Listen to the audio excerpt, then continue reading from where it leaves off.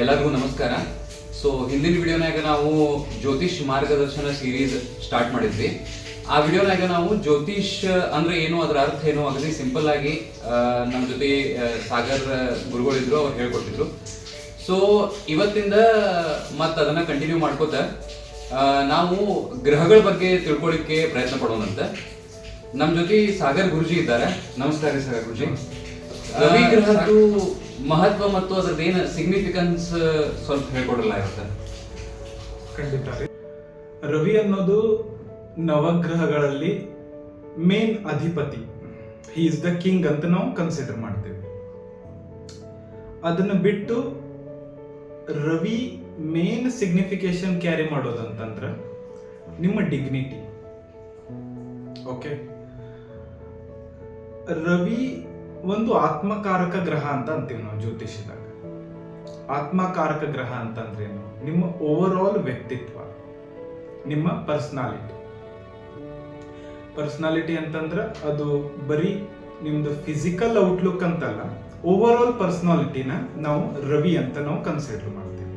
Okay, ಎರಡನೇದು ನಮ್ಮ ಗುರುಗಳು ಹೇಳ್ತಿದ್ರು, ಯಾವುದೋ ಒಂದು ಜಾತಕದಾಗ, ಯಾವುದೋ ಒಂದು ಕುಂಡಲಿ ಒಳಗ ಯಾವೇ ಗ್ರಹಗಳು ಕೆಟ್ಟರೂ ಕೂಡ ಎರಡು ಗ್ರಹಗಳು ಕೆಡಬಾರದು ಅಂತ ಹೇಳ್ತಿದ್ರು.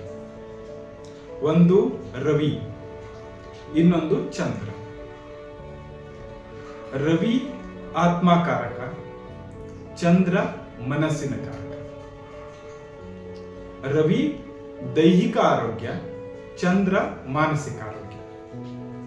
ಸೊ ಒಬ್ಬ ವ್ಯಕ್ತಿಗೆ ಎಲ್ಲಾ ಸೌಖ್ಯಗಳಿದ್ರೂ ಕೂಡ, ಎಲ್ಲಾ ಸಂಪತ್ತಿದ್ರೂ ಕೂಡ ಅವನಿಗೆ ದೈಹಿಕ ಆರೋಗ್ಯ, ಮಾನಸಿಕ ಆರೋಗ್ಯ ಇವೆರಡೂ ಇಲ್ಲ ಅಂತಂದ್ರೆ ಅವನದು ಲೈಫ್ ಯೂಸ್ ಆಗಂಗಿಲ್ಲ.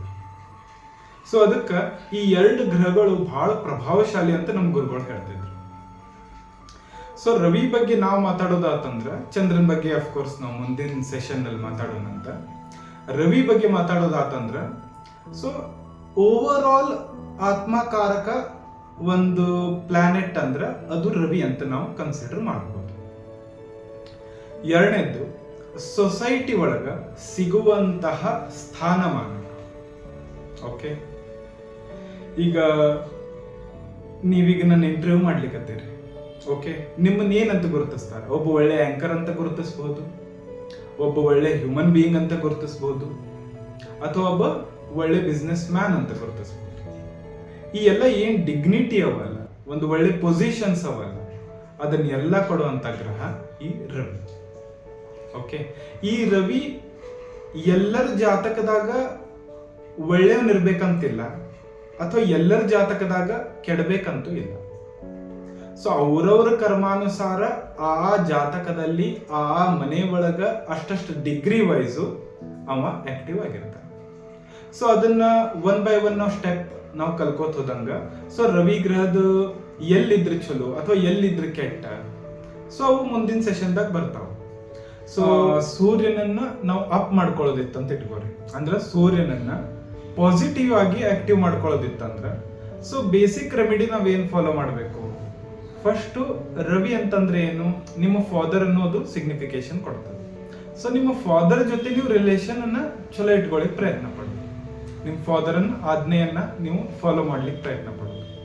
ಸೆಕೆಂಡು, ಡೈಲಿ ಎದ್ದು ನಿಮ್ಮ ತಂದೆಯವರಿಗೆ ನಿಮ್ಮ ಹಣೆಯನ್ನ ಹಚ್ಚಿ ನಮಸ್ಕಾರ ಮಾಡಬೇಕು. ಓಕೆ, ಸೆಕೆಂಡದ್ದು, ಸೊ ಸೂರ್ಯನಿಗೆ ಪ್ರತಿದಿನ ಅರ್ಘ್ಯವನ್ನು ಕೊಡಬೇಕು. ಸೂರ್ಯೋದಯದ ಟೈಮ್ನಲ್ಲಿ ಮತ್ತು ಸೂರ್ಯಾಸ್ತದ ಟೈಮ್ನಲ್ಲಿ, ಅಟ್ಲೀಸ್ಟ್ ಸೂರ್ಯೋದಯ ಟೈಮ್ನಲ್ಲಂತೂ ಅವಶ್ಯವಾಗಿ ಕೊಡಬೇಕು. ಹೆಂಗೆ ಕೊಡಬೇಕು? ಒಂದು ತಾಮ್ರದ ತಂಬಿಗೆಯನ್ನು ತಗೊಂಡು ಅದರಲ್ಲಿ ನೀರು ಹಾಕೊಂಡು ಸ್ವಲ್ಪ ಕುಂಕುಮ ಹಾಕೋದು, ಕೆಂಪು ಹೂವನ್ನು ಹಾಕೋದು, ಸೂರ್ಯನ ಎದುರಿಗೆ ನೀವು ನಿಂತು ಓಂ ಶ್ರೀ ಆದಿತ್ಯಾಯ ನಮಃ, ಓಂ ಶ್ರೀ ಭಾಸ್ಕರಾಯ ನಮಃ, ಓಂ ಶ್ರೀ ಸೂರ್ಯಾಯ ನಮಃ ಮೂರನೇ ಸಲ ಪೂರ್ತಿ ನೀರನ್ನ ನೀವು ಬಿಟ್ಟು ಬಿಡಬೇಕು.